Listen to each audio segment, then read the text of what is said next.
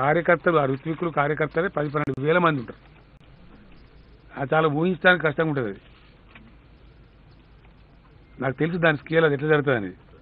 కాబట్టి నేనే ఉండి జరిపిస్తున్నది అద్భుతంగా. నేను కూడా కార్యకర్త పనిచేస్తాను.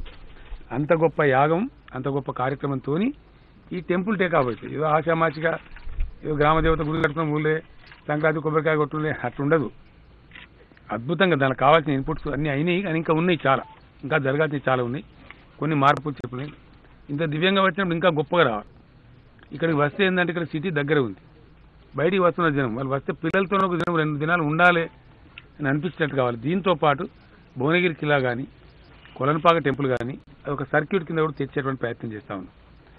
మన బస్వాపూర్ దగ్గర ఇక్కడేమో చిక్ట్గా ఉంటుంది, ఇక్కడ ఓన్లీ వెజిటేరియన్ తప్ప ఏం తిననీయరు, చాలా కఠినంగా ఉంటుంది. కానీ బస్వాపూర్లో వచ్చే ప్రాజెక్ట్ ఏదైతే ఉందో అక్కడ ఒక 260 ఎకరాల జాగా ఉంది రెండు వైపులా. అక్కడ ఒక 250 ఎకరాల కింద తీసుకొని ఒక అద్భుతమైనటువంటి కన్వెన్షన్ సెంటర్స్, 5 స్టార్ హోటల్స్ లాంటి హోటల్స్ చాలా వస్తాయి. హైటెక్ సిటీలో హెచ్ఐసిసి ఉంది కదా, హెచ్ఐసిసి మోడల్ హాల్స్ వస్తాయన్నమాట, చాలా గొప్పగా వస్తుంది. సో అట్లా ఇది అంటే ఇవన్నీ కలిపి బస్వాపూర్ ప్రాజెక్టు, గంధమాల ప్రాజెక్టు, అక్కడ బోర్డింగ్ అరేంజ్మెంట్స్ ఉంటాయి, ఆ కన్వెన్షన్ సెంటర్స్ ఉంటాయి, అన్ని థియేటర్స్ ఉంటాయి, చాలా ఉంటాయి, మల్టిపుల్ కాంప్లెక్స్ ఉంటుంది. అది ఇక్కడ క్షేత్రం, ఇక్కడ కొలన్పాక జైన దేవాలయం, ఈ మన కిలా భువనగిరి కిలా, ఇవన్నీ కలిపి ఒక సర్క్యూట్ అవుతుంది. ఇప్పుడు యాదాద్రి దగ్గర నిలిపిస్తున్న ring road, 6 lane ring road అవుతుందో దాన్ని కూడా ఈరోజు నిధులు మంజూరు చేసినాం. దానికి రేపు రిలీజ్ అయ్యి వస్తున్నాయి, స్టార్ట్ అయింది పని. ఒక దిక్కు కొంచెం ల్యాండ్ అక్విజిషన్ ఆగి ఉంది, అది కూడా రాబోయే 10 రోజుల్లో కంప్లీట్ అయ్యి పూర్తి ముమ్మరంగా స్టార్ట్ అవుతుంది. రెసిడెన్షియల్ సూట్స్ ఏవైతే ఒక 60 ఉండేటువంటి కడుతున్నామో అవి కూడా నేను చూడడం జరిగింది, వాళ్ళు పికప్ చేసిండ్రు. By September they will be complete.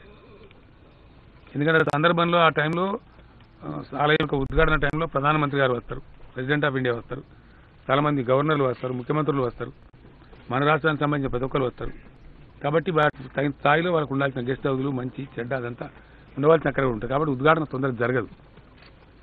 తొందరగా జరగకపోవడం కారణం ఏంటి, ఇవన్నీ ఉన్నాయి దాంతో. అంత బృహత్తరంగా జరిగే ఉద్ఘాటన కాబట్టి, అంత గొప్పగా జరగాలి కాబట్టి, అంత గొప్పనే జరుగుతుంది. కాబట్టి మీరు దయచేసి మీకు రిక్వెస్ట్ ఏంటంటే అయిపోతుంది, 3 నెలలకు అయిపోతుంది, 2 నెలలకు అయిపోతుంది, ప్రారంభమైతే రాయకండి ఇక వార్త.